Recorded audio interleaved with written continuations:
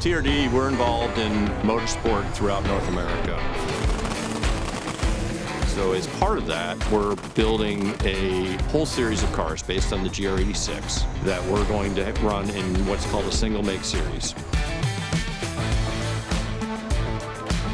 3D printing has had a big impact on TRD, both in the design and development of all of our chassis, but also in the low volume production of our GR86 Cup car.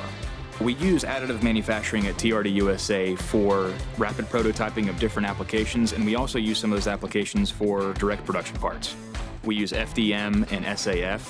We've actually moved into production on some of the hood vents, the door handle surrounds, the air intake vent for the engine. Previously, we would have solved those problems by using composite materials. The related expense and time that would have been involved in the tooling of those would have led to higher part costs and really not as tightly integrated into the chassis in the car. We had to operate on a really compressed timeline. So being able to do 3D printing was a pretty big time save. This is one of the SAF parts we use on the GR86 Cup. This is the interior door handle bezel. The SAF technology allows us to nest a lot of these parts in one print and get a lot of production in one go. One of the key elements that we were able to really get good development activity around was the hood duct that we were able to print in several different ways, different volumes, different sizes, to get the underhood temperatures under control. So this part right here is the fresh air intake on the GR86 Cup, which is printed on the F370CR machine using nylon CF10. Using 3D printing is really conducive to this type of part because this is going to be a laid-up carbon part or injection molded part. You'd have to purchase the tooling associated with this part. And when you get a 3D printer, you've purchased the tooling not only for this part, but all the future parts you decide to design on it as well. 3D printing has had a big impact at TRD. It allows us to iterate very quickly. It allows us to solve problems in a tighter time window and really has driven our costs of development down.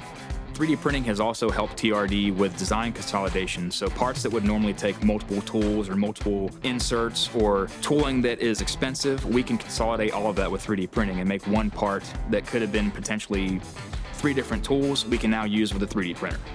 The F370CR's throughput helps us meet our stringent timelines without sacrificing any dimensional quality. It's a very appliance-like 3D printer. I've used a lot of different 3D printers in the past, and this is the easiest one I can say as far as the HMI and the printability.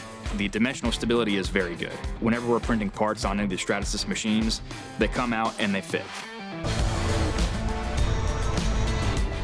The performance of Stratasys products has really allowed us to integrate really high quality products into the design of our cars. And it really leads to the targets that we're trying to make for the quality of the GR brand. Being able to design a part and then bring it to manufacture, depending on the size of the part, sometimes even same day, it allows us to do a lot more fast-paced design. And in the racing industry, that's absolutely required to stay competitive. Toyota has a reputation for high quality, and partners like Stratasys allow us to achieve high quality.